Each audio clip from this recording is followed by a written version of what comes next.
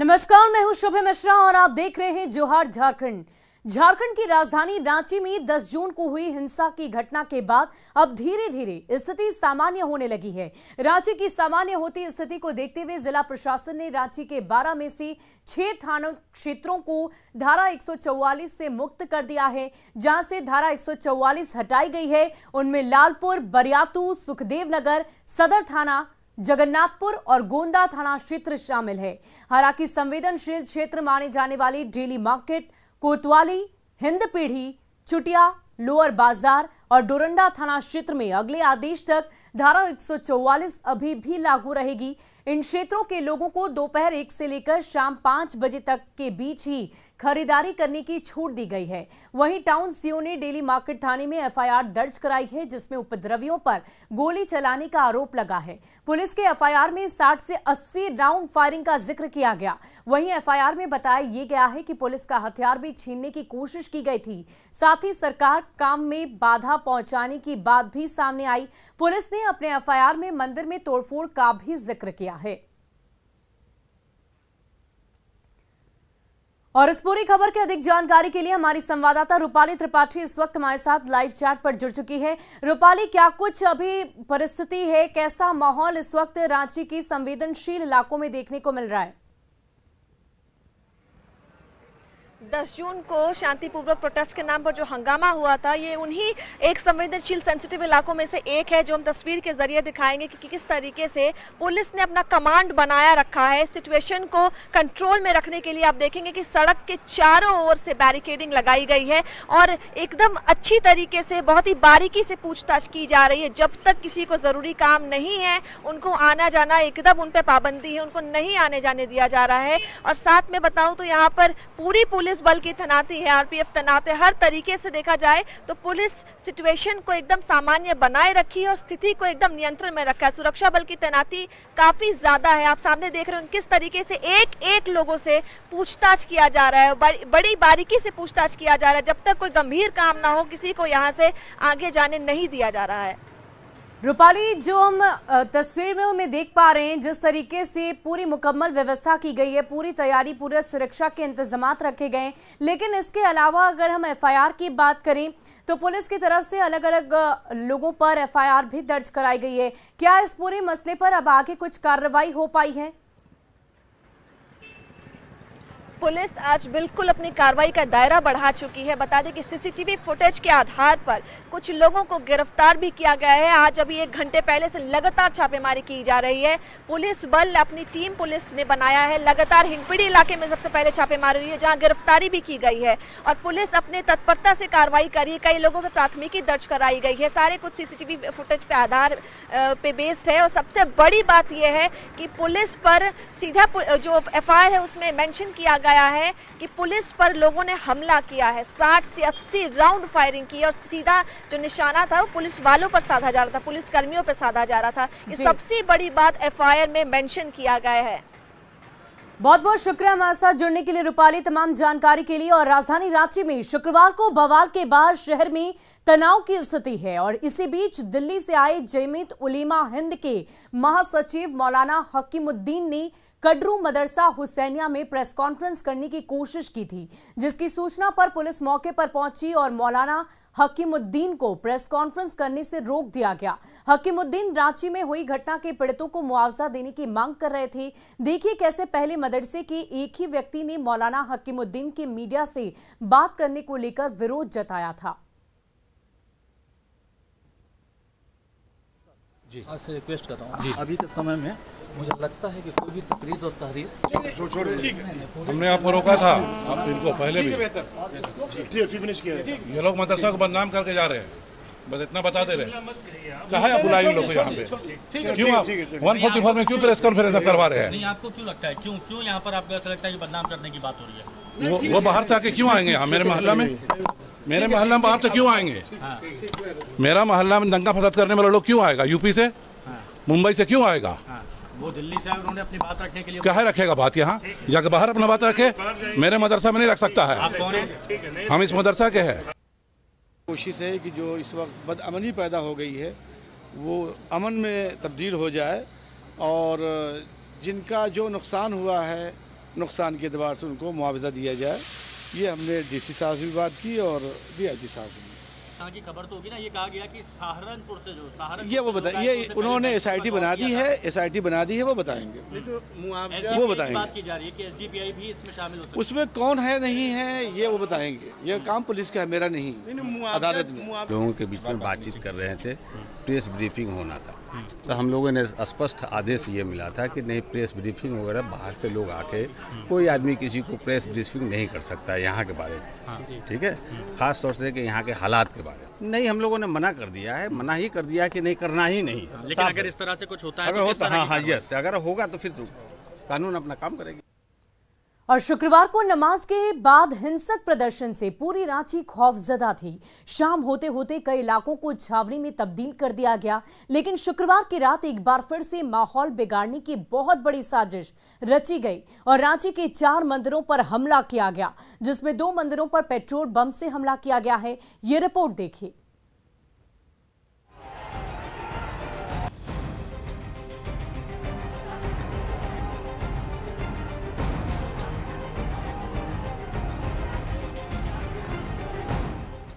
शुक्रवार को नमाज के बाद रांची में जो हुआ पूरे हिंदुस्तान ने देखा।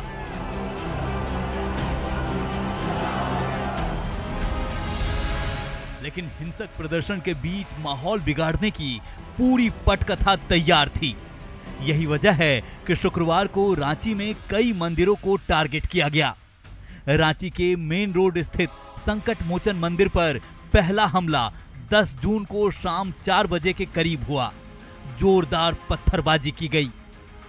नुपुर शर्मा के बयान के बाद राजधानी रांची में भी जमकर उत्पात मचाया गया था और इस बार उपद्रवियों के द्वारा सबसे पहले संकट मोचन मंदिर को ही निशाना बनाया गया था, कि जो कि रांची मेन रोड इलाके में मौजूद है और यहां पर जमकर पत्थरबाजी उपद्रवियों के द्वारा की गई थी, जिसके बाद पुलिस ने यहीं से एक्शन लिया था और उन लोगों पर को कहीं न कहीं उन पर बल प्रयोग किया गया था।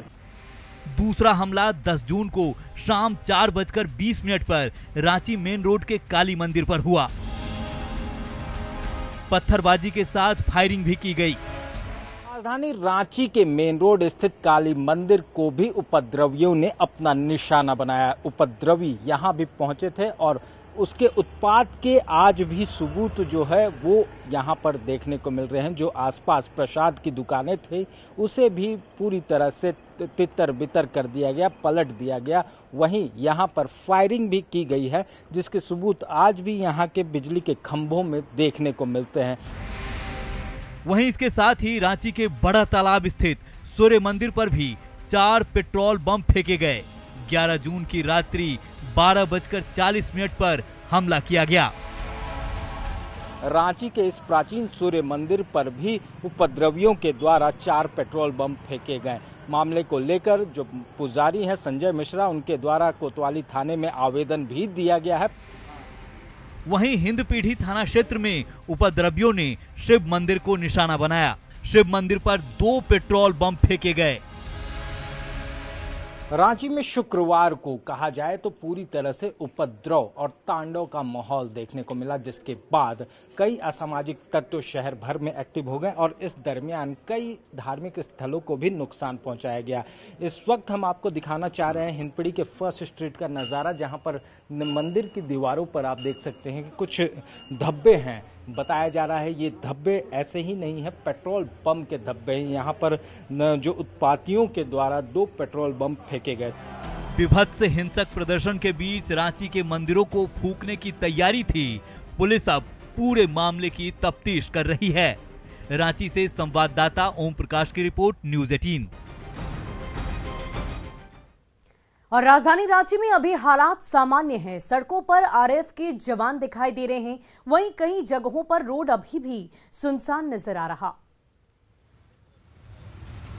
10 जून को राजधानी रांची में शांतिपूर्वक प्रोटेस्ट के नाम पर जो हंगामा किया गया है उस पर पुलिस ने अपनी कार्रवाई का दायरा बढ़ा दिया है। बता दें कि रांची के हिंदपीढ़ी इलाके में पुलिस लगातार छापेमारी कर रही है, जहां पर सीसीटीवी फुटेज के आधार पर जितने भी बदमाश पाए गए हैं उनको गिरफ्तार कर लिया गया है। पुलिस की भारी संख्या में पुलिस बल अलग अलग इलाके में छापेमारी कर रही है। ये बड़ी कार्रवाई है जो पुलिस के द्वारा की गई है। इसके साथ साथ आज ही 22 लोगों पर प्राथमिकी दर्ज कराई गई। इसके साथ साथ 8 से 10,000 जो अज्ञात लोग हैं उनके विरुद्ध केस दर्ज कराया गया है। बता दें कि केस जो एफआईआर दर्ज कराया गया उसमें सबसे बड़ी बात यह कही गई कि जितने बदमाश हैं उनके द्वारा 60 से 80 राउंड फायरिंग की गई है और ये सीधा निशाना पुलिस कर्मियों पे था। इसका भी उल्लेख उस एफआईआर में किया गया है। फिलहाल हम यहाँ सीधा ग्राउंड जीरो से रिपोर्ट कर रहे हैं, जहां पर अभी स्थिति बिल्कुल अंडर कंट्रोल है और सारी स्थिति सामान्य है। सड़क पर आरपीएफ और पुलिस बल की तैनाती काफी ज्यादा की हुई है। रूपाली त्रिपाठी, न्यूज़ 18 रांची। वहीं कांग्रेस के पूर्व प्रदेश अध्यक्ष सुखदेव भगत ने रांची में हिंसा की निंदा की है और प्रशासन पर गंभीर सवाल भी खड़े किए हैं। सुखदेव भगत ने कहा कि प्रशासन को अलर्ट रहने की जरूरत थी। मैं समझता हूं कि कहीं न कहीं मैं खुद डिप्टी कलेक्टर मजिस्ट्रेट रहा हूं, अगर ये एप्रीहेंशन में था कि ये बंद कॉल हुआ था और जुमे के नमाज के बाद तो उसके लिए प्रशासनिक तैयारी क्या थी, क्या सारी व्यवस्थाएं जो प्रदर्शन मार्च की जो बातें आई थी, तो मैं समझता हूँ इसमें कहीं ना कहीं चूक हुई है। तो सरकार को जो आशंका थी, तो क्या आईबी कहाँ है, उनके स्पेशल ब्रांच कहाँ है, तैयारियाँ क्यों नहीं थी, घटना हो गई और आपने फायरिंग कर दिया, ये कोई चीज़ का समाधान नहीं है। तो मेरा ये कहना कि कहीं ना कहीं प्रशासनिक चूक इसे मैं मानता हूँ, प्रशासनिक लापरवाही भी मैं इसे मानता हूँ। और देखिए, इसी बीच आपको बड़ी खबर गिरिडीह से बता रहे हैं, जहां पंचबा थाना क्षेत्र में रात लगभग 9 बजे के आसपास 2 गुटों के बीच पथराव की घटना घटी है। पथराव के बाद इलाके में तनावपूर्ण स्थिति हो गई। घटना की वजह क्या है ये अब तक तो स्पष्ट नहीं हो पाया है, लेकिन खबरों के अनुसार बाइक पार्किंग को लेकर ये घटना घटी। पथराव में 4 लोग जख्मी बताए जा रहे हैं। हालांकि घटना की जानकारी मिलते ही एएसपी हरीश बिन जमा, डीएसपी संजय राणा भारी दलबल के साथ मौके पर पहुंची और तुरंत उपद्रवियों को खदेड़ दिया। अभी स्थिति पूर्ण रूप से नियंत्रण में है। तो ये बड़ी खबर आपको गिरिडीह से बता रहे हैं। दरअसल रात 9 बजे ये पूरी पथराव की घटना घटी है। आप तस्वीरों में देख सकते हैं किस प्रकार पथराव किया गया था और उसकी तस्दीक ये पत्थर जो इस वक्त सड़क पर पड़े हुए हैं वो कर रहे हैं। और दरअसल 2 गुटों के बीच में पथराव की वजह ये बताई जा रही है कि पार्किंग को लेकर विवाद हुआ और ये विवाद इतना ज्यादा गहरा गया, इतना बढ़ गया कि 4 लोग इस विवाद के दौरान जख्मी हो गए, पथराव के दौरान जख्मी हो गए। और गिरिडीह के धनवार में पत्थर खदान का अवैध संचालन हो रहा है, जिसकी गहराई 1000 फीट से अधिक है। ये पत्थर खदान आस पड़ोस के लगभग दर्जनों गांव के लिए काल बन गया है। इस पत्थर खदान की वजह से आसपास के सभी जल स्रोत पर गहरा संकट है, क्योंकि चापा नल हो, तालाब हो या तो फिर कुआं हो, सभी के पानी सूख जा रहे हैं, जिसकी वजह से किसानों को खेती करने में दिक्कत हो रही है। मौके से ज्यादा जानकारी दे रहे हैं हमारे सहयोगी एजाज अहमद। के अंतर्गत आने वाले करगाली में और यहाँ पर गिरिडीह जिले के सबसे बड़ा पत्थर खदान का संचालन हो रहा है। आप तस्वीरों में देखिए ये पत्थर खदान कितना बड़ा है और आपकी निगाहें जहाँ तक जाएगी आपको इसकी लंबाई दिख जाएगी। आप देख सकते हैं कि अगर आप अंदर का तस्वीरें अगर विजुअल देखने की कोशिश करेंगे तो आपको बिल्कुल फिल्मी विजुअल नज़र आएगा। और आपको बता दें कि ये पत्थर का संचालन पिछले कई वर्षों से हो रहा है और यहाँ पर बताया जा रहा है कि कम भूमि में लीज लिया गया है, लेकिन उससे अधिक भूमि में यहाँ पर पत्थर का अवैध उत्खनन किया जा रहा है। और जब इसकी शिकायत डिस्ट्रिक्ट माइनिंग ऑफिसर के पास की जाती है तो वो भी आंख कान मूंद लेते हैं और किसी भी प्रकार की प्रतिक्रिया देने से बच जाते हैं। पानी के बहुत दिक्कत है वो है देखो ही रास्ता जाके खेतो पथरा सब देखे भेगले टाणी वो छठ पर्व के अरग देखे मना भेगले अरग यहाँ पर तुरले से अरग छूट गले रास्ता मर गले रास्ता जैसे वही कर हो और खदान नीचे जाने से जैसे कारण से और पानी सूख जाए कुछ समय के बाद। तो गर्मी में आप लोगों को बहुत दिक्कत हुआ। वर्षा करो तो पानी रुए कुइया में, वर्षा ना करे तो पूरा टाइम नहीं। पत्थर ब्लास्ट करता है तो आप लोग पत्थर वहाँ तक पहुँच जाता है तो आप लोगों ने शिकायत नहीं किया कि इस तरह काहे कर रहे हैं, आदमी मर जाएगा ना? यहाँ के बोला खातिर बोला लिया हमने पोस्ट डांगर जाए वो ही ना सवाल का गुला टटी उड़वत गया का नीति हो जाए। इस खदान की वजह से आस पड़ोस के लगभग हजारों लोग प्रभावित हुए हैं और ये लोग शिकायत कर रहे हैं खदान संचालक को, और जो इससे विभाग हैं, संबंधित विभाग हैं, उनके पास भी शिकायत कर रहे हैं, बावजूद किसी भी प्रकार की कोई कार्रवाई नहीं हो रही है और खदान का संचालन बदस्तूर जारी है। गिरिडीह से न्यूज़ 18 के लिए मैं एजाज अहमद। और पूरे झारखंड में कोयला चोरी तस्करी पर रोक के लिए अभियान चलाए जा रहे हैं। वहीं चरही थाना क्षेत्र की सीसीएल तापिन 23 नंबर से साइकिल के माध्यम से कोयले की तस्करी बिना रोक टोक के जारी है। सीसीएल तापिन नॉर्थ प्रोजेक्ट से कोयला चोरी कर रहे इस तापिन 23 नंबर स्कूल के सामने जमा किया जाता है और यहां पर कच्चे कोयले साइकिल से दूसरी जगह भेजे जाते हैं। कोयले के इस अवैध कारोबार की पुलिस को भी जानकारी है, लेकिन वो चुपचाप तमाशा देख रही है। कोयला बेचने वाले बताते हैं कि वे पुलिस को पैसे देते हैं, जिसके बाद वो चुपचाप रहती हैं। ज्यादा जानकारी दे रहे हैं हमारे सहयोगी जावेद खान। अभी मैं मौजूद हूँ रामगढ़ जिले के तापिन 23 नंबर में। आप हमारे पीछे देख सकते हैं, यहाँ पर कोयले का अवैध भंडारण किया गया है। दरअसल यहाँ पर सीसीएल तापिन नॉर्थ परियोजना से कोयला को यहाँ लाया जाता है। इस कोयले को साइकिल के माध्यम से हजारीबाग ले जाया जाता है। कुछ वैसे लोगों से हम बात कराते हैं जो साइकिल से यहाँ कोयला लेकर हजारीबाग जाते हैं। बताइए, कहाँ कहाँ चढ़ावा देना पड़ता है पुलिस को? चरही थाना लेता है 10 रुपया, 10 रुपया मुफस्सिल थाना लेता है पेट्रोल पंप के पास। और यहाँ साइकिल का कितना आपको खर्च पड़ता है? कोयला 500 रुपया खर्चा पड़ता है। 500 रुपया खर्च पड़ता है। कोयला यहाँ पर कहाँ से आता है? कोयला ये सब खदान में से सब जाकर लाते हैं, जो आवाज ब्लास्टिंग होता है ना, वही से चुन के लाते हैं। सालों भर काम चलता रहता है। हाँ, तो हजारीबाग में कहाँ बेचते हैं, किसको देते हैं? हजारीबाग में टाउन में बेचते हैं, घूम के सब गरीब लोग लेता है, 1 बोरा 2 बोरा, व्यापारी भी लेता है। सब व्यापारी भी लेता है, होटल वाला भी लेता है। हाँ, होटल फैक्ट्री में भी देते हैं क्या? ना, फैक्ट्री में नहीं देते। फैक्ट्री में नहीं देते, पोड़ा कोयला ले जाते हैं। हाँ, पोड़े कोयला ले जाते हैं। कच्चा कोयला को यहाँ पोड़ा बनाया जाता है। एक और यहाँ पे बात कराते हैं जो साइकिल से ले जाते हैं। बताइए भैया, कहाँ कहाँ क्या दिक्कत हो रहा है कोयला ले जाने में आपको? दिक्कत तो फिलहाल बंद कर दिया था लोग, थाना वाला। अच्छा, तो लोग ऊपर से आने वाला, रांची से कोई आदमी आने वाला है। पुलिस कहाँ कहाँ पैसा लेता है आप लोगों से? पुलिस बस वही लेता है मुफस्सिल थाना हजारीबाग। कितना लेता है? 10 रुपया साइकिल से लेता है। आप लोग कितना कमाते हैं साइकिल से कोयला ले जाते हैं हजारीबाग? तो वही क्या कमाएंगे, मतलब आधा बचता है, 500 रुपया यहाँ लगाते हैं, 500 रुपया वहाँ बच जाता है। कितना कमा लेते हैं एक ट्रिप में आप? 500 रुपये कमाते हैं। तो आप समझ सकते हैं 500 रुपये कमाते हैं, लेकिन इन्हें चढ़ावा भी देना पड़ता है। आप समझ सकते हैं पूरे झारखंड में कोयला, बालू और गिट्टी के परिवहन और उत्खनन पर रोक लगा हुआ है, जो अवैध रूप से काम चल रहे थे। लेकिन इन तस्वीरों को देख के समझा जा सकता है यहाँ पर कोयले का भंडारण किया गया है और पुलिस भी कहीं न कहीं इस अवैध कार्य को यहाँ पर सहयोग कर रही है। जावेद खान, न्यूज़ 18, रामगढ़। और आइए अब देखते हैं झारखंड 2020